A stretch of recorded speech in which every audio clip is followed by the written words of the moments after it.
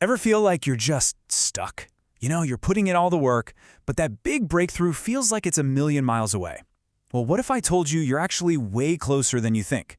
Today, we're going to dive into this really powerful framework from speaker Myron Golden. And his whole idea is that your dream life, it's not some far-off fantasy. It's just a few key steps away. So let's check out the blueprint. I mean, listen to that. That's a huge claim, right?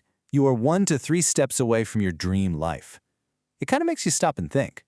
Now, the point here isn't that success is going to be a cakewalk. No, it's that the distance we think exists between us and our goal, that's the real barrier.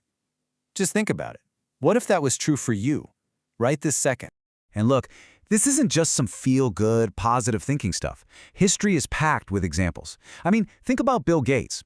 He saw the potential in software someone else made, and boom, he took that leap. Or Colonel Sanders, the guy got 1,000 no's before that one yes changed everything. Every single one of these legends, at some point, was just one single decision away from their big moment. Okay, so if a breakthrough really is that close, how do you, take that step? Well, the secret, according to Golden, is all about understanding how value is actually created. This isn't about grinding harder or working more hours. It's about operating on a totally different level. And that brings us to his idea of the 4 levels of value. So picture this like a ladder, okay? Down at the bottom rung, you've got implementation. This is basically using your muscles, right? Trading your physical work for money. Climb up a step, you've got unification. That's management skills. A step higher is communication, using your mouth to sell, to persuade. But way up at the top, that's where the magic happens. That's imagination. And here's the kicker. Your income is almost always tied directly to which rung of this ladder you spend most of your time on. Let's zoom in on that top level for a second. Imagination, because it's really important to get this right. This isn't just about being creative in some artsy sense. It's about having the vision, the ability to see how one single idea can solve a huge problem for a ton of people. It's literally about seeing potential where everybody else just sees, well, nothing. And this is the perfect example to explain it. You have Steve Wozniak, right? An absolute genius implementer.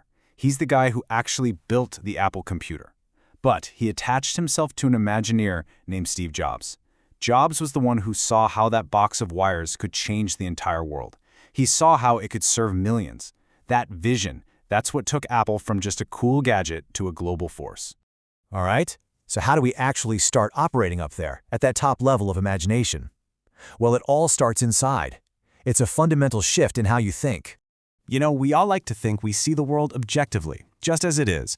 But the truth is, we see the world as we are. Your brain is basically wired to focus on one of these 2 things. Think about it. Do you spend your day seeing all the obstacles? What's missing, what's wrong, what's in the way? Or are you consciously training your mind to hunt for the opportunities, to see what's possible with what's already right in front of you? And whatever you focus on, that becomes your mental filter. It's like tuning an old radio. You're either tuned into static, all the noise, the negativity, the distractions that get you nowhere, or you're tuned into the signal. The signal is the good stuff, the clarity, anything that gives you direction and actually moves you forward. The real secret here is getting really, really good at ruthlessly ignoring the static. There's this ancient story about a woman named Hagar, and it's just a perfect metaphor for this. So she's in the desert, she's about to die of thirst, and she's crying because she ran out of water. And then an angel shows up and basically asks, "Hey, what's the problem?" and points to a well of water that was there the whole time. Think about that. The water welling up in her eyes, her tears, stopped her from seeing the well of water right in front of her eyes. Her focus on what she'd lost blinded her to the solution. Okay, so once you start to shift your mind, the next piece of the puzzle naturally is to change your words.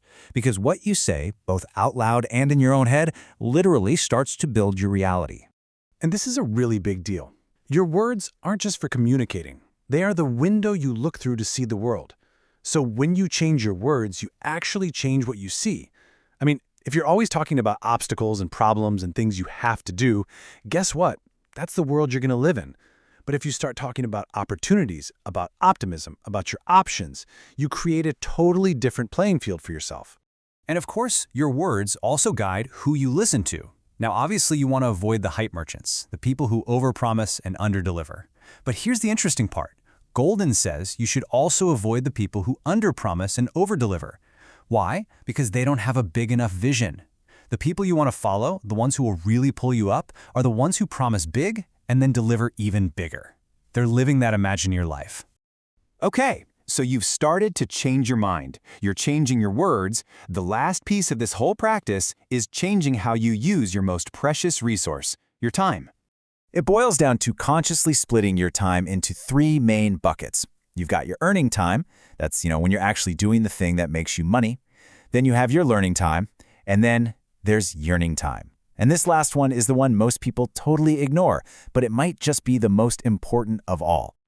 So let's break that down real quick. Yearning time, that's when you're up in that top level, the imagination level. You're dreaming, strategizing, getting crystal clear on your vision.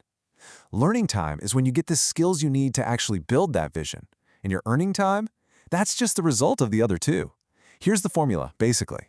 The quality of your yearning sets your destination, and the quality of your learning determines how fast and how far you'll go. See how it all connects? It all comes back to this one powerful idea. By changing your mind, then your words, then how you spend your time, you put yourself in the perfect position to find and then execute on that one great idea. You literally shift yourself from being stuck on that bottom rung, the implementer, to being an Imagineer, someone who can design their own breakthrough. And that brings us right back to the beginning, with that story of Hagar and this one big question: what if the well of water you're so desperate for is already there? What opportunities, what resources are sitting right in front of you just waiting for you to see them? What could you discover if you just stopped focusing on what's missing and decided to open your eyes?